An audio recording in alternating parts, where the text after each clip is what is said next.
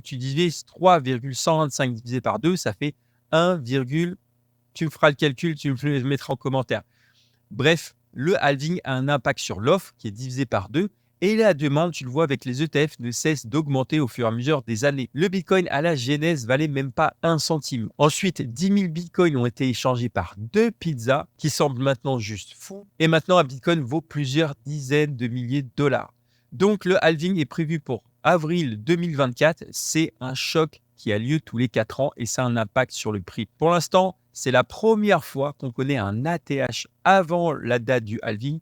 Souvent, c'est après la date du halving et sur le long terme.